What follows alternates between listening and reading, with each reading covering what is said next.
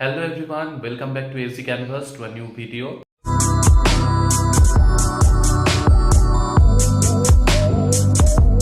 আচ্ছা, নতুন কিছু ইনফরমেশন নিয়ে অনেকগুলো কমেন্টের রিপ্লাই দিতে আজকে এই ভিডিওটা করছি তোমাদের জন্য। আশা করি ভিডিওটা হেল্পফুল হবে তোমাদের। আচ্ছা, প্রথম কোয়েশ্চেন যেটা কমেন্টে বহু এসছে সেটা হচ্ছে এজ লিমিট আদার স্টেটে মেল ফিমেলদের জন্য কত। ফিমেলদের জন্যই অ্যাকচুয়ালি অনেকে জিজ্ঞাসা করেছে, তো আমি ক্লিয়ার করে দিই একবার যে আদার স্টেটের মেল যারা তাদের জন্য এজ 37, আর আদার স্টেটের ফিমেল যারা তাদের জন্য 40। ঠিক আছে, তো এটা ক্লিয়ার, এই কমেন্টের আনসার পেয়ে গেছো আশা করি। আচ্ছা, নেক্সট হচ্ছে অনেকেই জিজ্ঞাসা করেছে যে এস্টেটে কোয়ালিফাইং মার্কস কত। আগেও আমি বলেছি, আবারও একবার বলে দিচ্ছি ক্লিয়ার হওয়ার জন্য, অনেকেই নতুন দেখছে ভিডিও তার জন্যে। তো এস্টেটে কোয়ালিফাইং মার্কস হচ্ছে মেলদের জন্যে 75 আর ফিমেলদের জন্য 60। তাহলে এই কোয়েশ্চেনেরও অনেকের ডাউট ছিল এই কোয়েশ্চেন নিয়ে যে কি এটা হবে না হবে, তো সেটা আমি আগের ভিডিওতেও বলেছিলাম, আজকে আবার বলে দিলাম। তো দুটো রিপ্লাই হলো।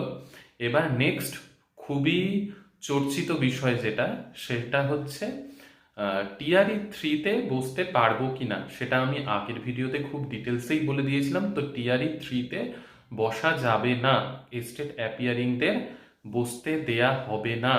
একজন আমাকে ফোনও করেছিল বলে যে কোথাও থেকে একটা খবর পেয়েছে, বা ইউটিউবেও অনেক চ্যানেলে অনেক রকমভাবে বিভ্রান্তির সৃষ্টি করছে, কারণ অ্যাপিয়ারিং ক্যান্ডিডেটদের জন্যে। সেটা হচ্ছে নাকি 15 থেকে 21 তারিখের মধ্যে পরীক্ষা হয়ে যাবে।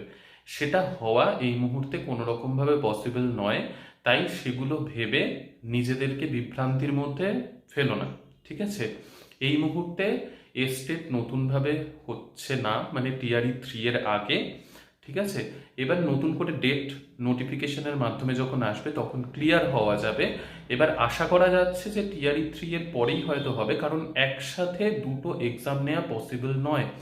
আর তাছাড়াও আমি আগের ভিডিওতে বলেছিলাম বিহারে এখন অনেকগুলো নিয়োগের পরীক্ষা হচ্ছে, আর টিচারদেরই আগের থেকে যারা রিক্রুট হয়ে আছে তাদেরও এক্সাম হচ্ছে। তো অনেক কিছুর এক্সামের জন্য একসাথে এতগুলো জিনিস পসিবল নয়। তো টিআরই 4 এর জন্য ওয়েট করতে হবে। ঠিক আছে, তার জন্য আমি বলেছিলাম মার্চে মাদ্রাসার এক্সাম আছে। দেখো, কম্পিটিশন সব জায়গাতেই থাকবে, সব জায়গাতেই আছে, অনেকে অনেক কমেন্ট করেছে আমি দেখলাম।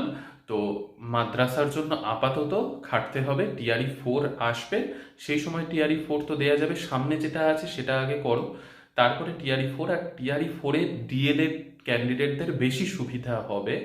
ঠিক আছে, সেটাও একটা যেটা জানা যাচ্ছে বিহার থেকে। আর টিআরই 3-তে তো অনেকগুলো ভ্যাকেন্সি ফিল আপ হবে। তো এই হচ্ছে আরেকটা কোয়েশ্চেনের বিভ্রান্তি, যেটা নিয়ে অনেক প্রচুর প্রচুর আমি দেখতে পাচ্ছি কমেন্টে অনেকে ফোনও করেছিল, তো সেটাও আমি ক্লিয়ার করে দিলাম।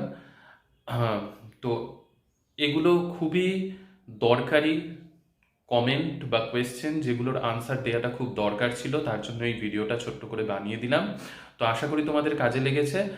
তো ভালো লাগলে লাইক শেয়ার সাবস্ক্রাইব করে দিও।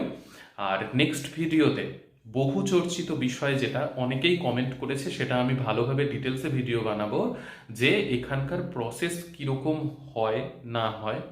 আর আরও যদি কোনো ডাউট থাকে কমেন্টে জানিও, আমি সেগুলোর আনসার দেওয়ার অবশ্যই চেষ্টা করব। তো ঠিক আছে, নেক্সট ভিডিওতে দেখা হচ্ছে। সকলে ভালো থেকো আর রেগুলার প্র্যাকটিস করে যাও। আর কোনো যদি প্র্যাকটিস রিলেটেড ডাউট থাকে করতে পারো। ঠিক আছে, ভালো থেকো।